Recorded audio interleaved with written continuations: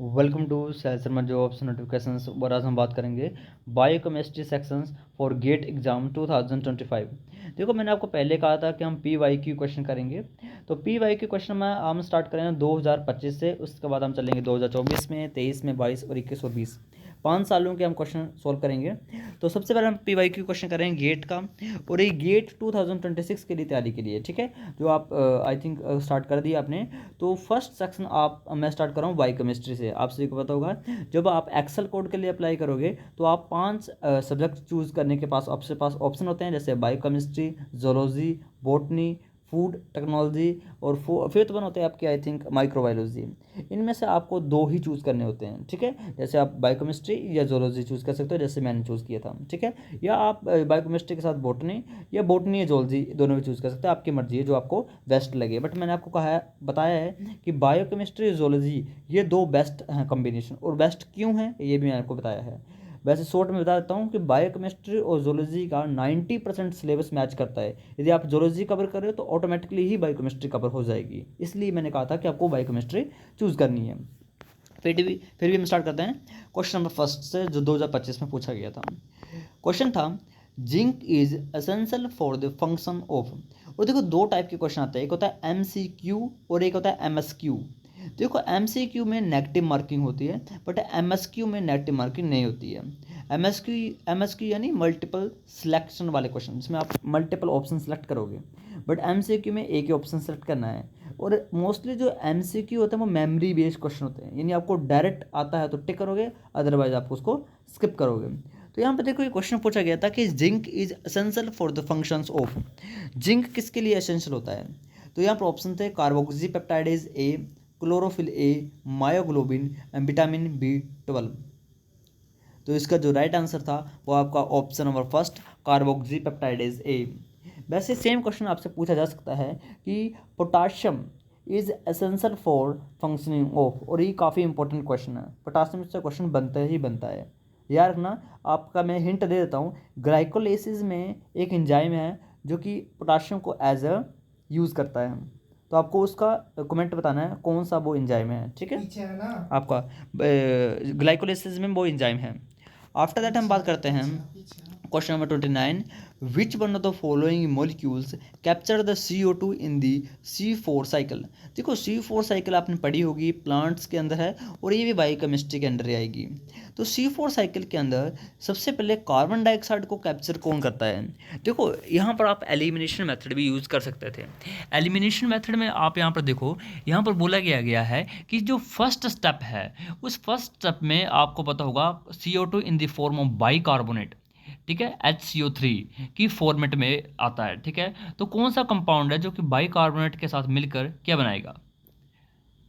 First compound क्या बनता है C4 साइकिल में? C4 साइकिल में फर्स्ट कंपाउंड क्या बनता है? उसी के बेस पर तो हम C4 बोलते हैं। C4 इसीलिए बोलते हैं क्योंकि C4 साइकिल के अंदर जो फर्स्ट कंपाउंड बनता है वो होता है ऑक्सैलो एसीटेट, और ऑक्सैलो एसीटेट 4 कार्बन कंपाउंड का होता है, इसलिए हम इसको C4 साइकिल बोलते हैं। बट यहाँ पर बोला CO2 को कैप्चर कौन करता है, यानी कोई ऐसा कंपाउंड होगा जो कि 3 कार्बन कंपाउंड का होगा, और CO2 को कैप्चर करने के बाद वो बन जाएगा 4 कार्बन कंपाउंड का। तो ऑक्सैलो एसीटेट तो हो नहीं सकता क्योंकि ये 4 कार्बन कंपाउंड का है, और ये प्रोडक्ट है। इधर पूछा गया है आपसे सबस्ट्रेट कौन है। ओके, तो देखो, राइबोलोज 1,5 बिस्फोस्फेट, ये C4 साइकिल में CO2 को कैप्चर नहीं करता है। राइबोलोज 1,5 बिस्फोस्फेट आप सभी को पता होगा, ये ऐसा सबस्ट्रेट है जो कि जिस पर रुबिस्को काम करेगा, और आके जाके ये केल्विन साइकिल में जाएगा, तो ये भी नहीं होगा, ठीक है। अब आपके पास बचता 2 ऑप्शन, 1,3 बिस्फोस्फोग्लिसरेट या फोस्फो इनोल पायरुवेट। तो हमेशा याद रखना, फोस्फो इनोल पायरुवेट पैप, ये क्या करेगा, ये सबसे पहले PEP ही अपना CO2 एक्सेप्ट करता है in the form of bicarbonate, और फर्स्ट कंपाउंड बनाता है जिसका नाम है ऑक्सैलो एसीटेट है। उसके बाद पूरी C4 साइकिल स्टार्ट होती है। तो काफ़ी ईजी था, आप आई थिंक आप सोल्व कर सकते हैं इसको। Now, the question number 30. Which one of the following methods separate the biomolecules based upon their hydrodynamics problem? देखो, MCQ क्वेश्चन काफ़ी इजी होते हैं गेट में as compare to CSIR section B। क्यों? क्योंकि यहाँ पर क्वेश्चन में ही इनका आंसर छुपा होता है। जैसे ऊपर वाले क्वेश्चन आपने देखा, कंपाउंड पूछ लिया था कि CO2 के साथ कौन जुड़ेगा, वो होगा 3 कार्बन कंपाउंड, क्योंकि तभी तो उसने कार्बन को एक और एक्सेप्ट किया और 4 कार्बन कंपाउंड बन गया। वैसे इस क्वेश्चन में हाइड्रोडायनेमिक्स वॉल्यूम लिख दिया है। आपको हिंट दिया है, बहुत तगड़ा हिंट दिया है। हाइड्रोडायनेमिक्स क्या होता है, देखो जिस भी बच्चे को पता होगा in the case of chromatography hydrodynamics क्या होता है। देखो हाइड्रोडायनेमिक्स का मैं आपको बताता हूँ, यदि कोई भी मॉलिक्यूल सेपरेट हो रहा है on the basis of their size, यानी बड़ा है या छोटा है, उसके बेस पर सेपरेशन हो रहा है, उसको बोलते हैं हाइड्रोडायनेमिक्स। और यहाँ पर लिखा तो साफ से साइज एक्सक्लूजन क्रोमेटोग्राफी, यानी option number 3 is the right answer. और ये डायरेक्ट आंसर था इसका, ठीक है। आप इसको मेमोरी बेस्ड क्वेश्चन में काउंट कर सकते हो। Question 31, which one of the following restriction endonucleases is a blunt cutter. देखो आपने बायोटेक्नोलॉजी काफ़ी पढ़ी हुई है, और बायोटेक में आपने देखा होगा कि मोस्टली जितने भी रेस्ट्रिक्शन एंडोन्यूक्लियेजेज हैं ये स्टैगर्ड कट लगाते हैं। स्टैगर्ड कट ऐसे होता है आपका, ठीक है। कैसे कट लगाते हैं, स्टैगर्ड कट लगाते हैं। बट ब्लंट एंड लगाने वाला, ऐसा ब्लंट एंड लगाने वाला कौन है। और ये भी एक टाइप का मेमोरी बेस्ड क्वेश्चन है। मैंने आपको पहले बताया एमसीक्यू जो होते हैं वो मेमोरी बेस्ड क्वेश्चन ही होते हैं, इसलिए तो ये नेगेटिव मार्किंग में आते हैं। आपको याद होगा तो टिक करोगे, अदरवाइज आप स्किप करोगे, क्योंकि ऐसे आपको नेगेटिव में जाना पड़ेगा। इसको अटैम्प्ट मत करना, यदि नहीं आता तो कोई अटैम्प्ट नहीं, ठीक है। तो देखो यहाँ पर बैम H1 है, इको R1 है, हिंड 3 है, ये तीनों के तीनों आपको क्या है, स्टैगर्ड कट लगाने वाले हैं, तो ये तीनों नहीं होंगे। ऑप्शन डी यानी echo R5 is the right answer. और इको R5 आपका वलेंट एंड लगाता है। एक और है HAE1 हेवन, वो भी वलेंट एंड लगाता है। दो ही हैं जब तक मैंने सुना, नाम काफ़ी होंगे बट मोस्ट पॉपुलर दो ही हैं, इको R5 एंड हेवन, ये वलेंट एंड लगाते हैं, बाकी सारे स्टैगर्ड लगाते हैं, स्टैगर्ड कट। अब question 32, which one of the following DNA repair system require DNA glycosylase है। देखो जब आप डीएनए रिपेयर सिस्टम पढ़ोगे तो आप बहुत सारे रिपेयर सिस्टम पढ़ोगे, जिसमें आता है एक मिसमैच रिपेयर, एक आप पढ़ोगे डायरेक्ट रिपेयर जिसमें फोटोलाइज काम करता है, एक आप पढ़ोगे बेस एक्सीजन रिपेयर, एक आप पढ़ोगे न्यूक्लियोटाइड एक्सीजन रिपेयर, एक आप SOS रिपेयर सिस्टम पढ़ोगे, एक आप नॉन होमोलोगस एंड ज्वाइनिंग पढ़ोगे, एक होमोलोगस एंड ज्वाइनिंग पढ़ोगे। बहुत सारे रिपेयर पाथवे हैं। अब इस रिपेयर पाथवे में एक एंजाइम है जिसका नाम है डीएनए ग्लाइकोसाइलेज। यदि आपको मेमोरी बेस्ड क्वेश्चन है तो आप डायरेक्टली सोल्व कर सकते हो, यदि आपकी मेमोरी में याद है। यदि आपकी मेमोरी में नहीं है, आप कैसे इसको सोल्व करना है, तो आपका इसका एंजाइम का समझो कि एंजाइम का क्या काम हो सकता है। ठीक है, लिखा है डीएनए ग्लाइकोसाइलेज, यानी एक ऐसा एंजाइम जो कि ग्लाइकोसिडिक बॉन्ड को ब्रेक कर रहा है। यानी आपसे को आई थिंक पता ही होगा कि एन ग्लाइकोसिडिक बॉन्ड किस किस के बीच में होता है।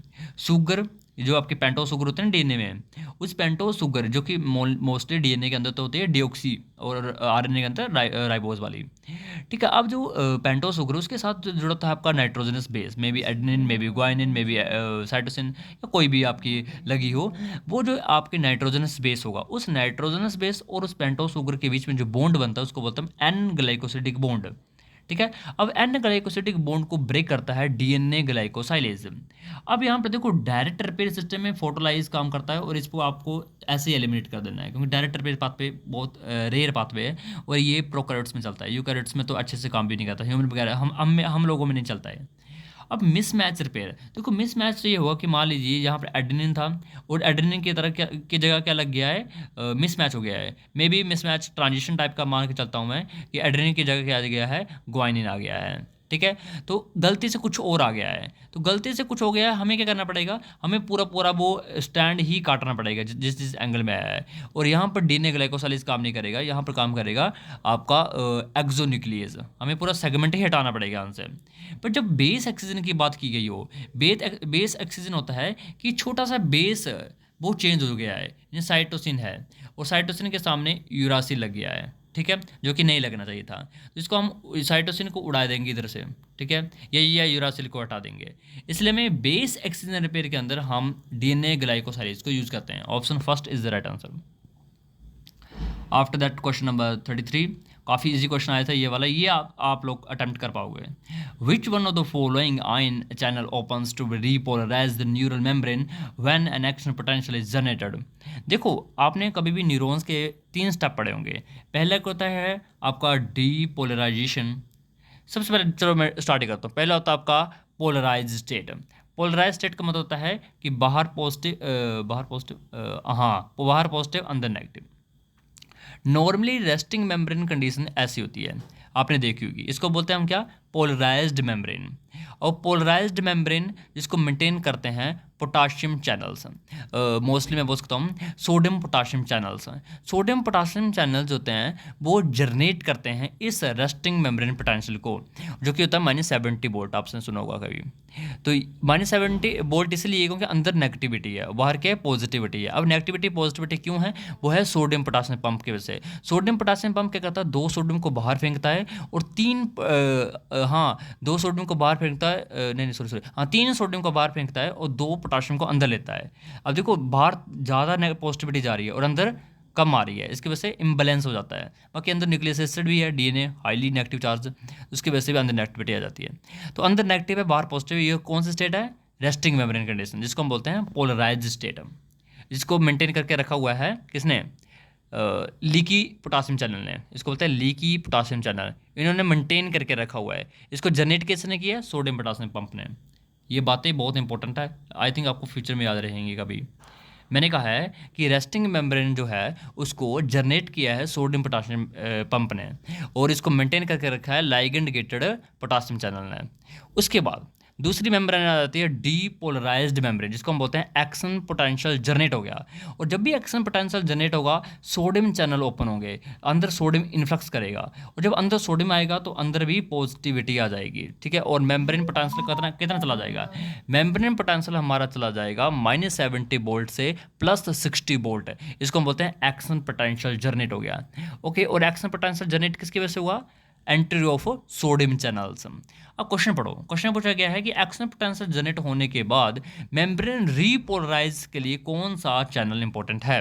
अब पूछा है मेम्ब्रेन रीपोलराइजेशन से, मेम्ब्रेन रीपोलराइजेशन को कई बार हम हाइपर पोलराइजेशन भी बोलते हैं। और हाइपर पोलराइजेशन में होता क्या है, जब अंदर पॉजिटिविटी आ जाती है, जब मेम्ब्रेन पोटेंशियल आपका +60 तक पहुंच जाता है, तो अंदर क्या होगा, अंदर क्या होगा, अंदर वोल्टेज गेटेड, अंदर वोल्ट, देखो इधर ऐसा लिखा भी नहीं, स्पेसिफिक नहीं लिखा, बट मैं फिर भी बता रहा हूँ आपको, वोल्टेज गेटेड पोटाशियम चैनल आपके क्या हो जाएंगे, ओपन हो जाएंगे। और voltage gated potassium channel open होने की वजह से बाहर की तरफ क्या होगा, ई फ्लक्स होगा पॉजिटिव साइंस का। जब बाहर की तरफ पॉजिटिव आयन लूज करेंगे और कुछ ऐसा टाइम आएगा जब -70 तक पहुंच जाएगा, बट फिर भी गेट नहीं रुकता है, फिर भी कंटिन्यू बाहर पॉजिटिविटी निकलती रहती है और अंदर हो जाएगा हाइपर पोलराइज। हाँ, और हाइपर पोलराइज यानी -90 MB तक पहुंच जाएगा, ठीक है। और ये किसकी वजह से हो जाएगा, वोल्टेज गेटेड पोटाशियम चैनल्स, ठीक है। आई थिंक आपने न्यूरोलॉजी आपने पढ़ी है, इसमें ये देखा होगा आपने। तो यहाँ पर आंसर क्या हो जाएगा, आज मैंने आपको समझा दिया है, right answer is option number D, voltage gated potassium channel. Confuse करने के लिए यहाँ पर मैं लिख देता ligand gated potassium channel and voltage gated potassium channel. तो right answer is voltage gated potassium channels, not the ligand gated potassium channel. Ligand gated potassium channel starting में पोलराइज स्टेट को मेंटेन करने के लिए यूजफुल होते हैं, जो कि हमेशा ओपन ही रहते हैं। अब क्वेश्चन नंबर नेक्स्ट करता हूँ, which one of the following is the most sensitive immunoassay, इनमें से कौन सा मोस्ट सेंसिटिव है। देखो सेंसिटिव का मतलब होता है कि छोटा सा आयंस भी होगा उसको भी डिटेक्ट कर लेगा, छोटे से छोटा कंपाउंड को भी डिटेक्ट कर लेगा। तो इसके लिए आपको मेमोरी बेस्ड क्वेश्चन में जाना पड़ेगा या इस टेक्निक को समझना पड़ेगा, जिसको बोलते हैं रिया टेक्निक, RIA टेक्निक जो होती है वो बहुत ज़्यादा सेंसिटिव होती है हमारी इम्यूनोलॉजी के अंदर, रेडियो इम्यूनोएस्से। और रिया टेक्निक के अंदर हमारा जो देखो आपने जो अलाइसा टेक्निक पढ़ी हुई है, जो भी आप पढ़ते हो EIILS से जो भी है, उस एलिसा टेक्निक के अंदर आपने एंटीजन एंटीबॉडी की इंट्रैक्शन पढ़ी होगी। और ये टेक्निक में हम क्या करते हैं, उस एंटीजन को रेडियो एक्टिवली लेबल्ड कर देते हैं, यानी रेडियो आइसोटोप्स लगा देंगे। जैसे वो एंटीजन एंटीबॉडी के साथ इंटरेक्ट करेगा, हमें स्पार्किंग दिखेगी। तो इसे हम छोटा सा छोटा कंपाउंड भी हम ढूंढ सकते हैं, पता कर सकते हैं इस टेक्निक से, रिया टेक्निक से। वो बहुत ज़्यादा सेंसिटिव है, बहुत ज़्यादा सेंसिटिव टेक्निक है, याद रखना। Which of the following statement about antibody is correct. अभी आ जाता है MSQ क्वेश्चन, ये क्वेश्चन आता है MSQ question. Different antibody class have different effector functions, each antibody chain consist of the amino termination carboxyl termination, ठीक है। Variable domain harbour the complementary determining regions and all antibody having safe half life. देखो इसमें आपको select करने थे, और ये आपके लिए क्वेश्चन छोड़ता हूँ, इसको आपको सोल्व करके बताना है। वैसे तो बहुत ईजी है, आपको बताना है कमेंट में इसका राइट आंसर क्या होगा। और MSQ टाइप का था, ठीक है। 2 सही होंगे, 3 सही होंगे, या चारों के 4 सही होंगे, या 1 सही होगा। ये होता है इसमें कि कोई भी आप टिक कर सकते हो। Thank you.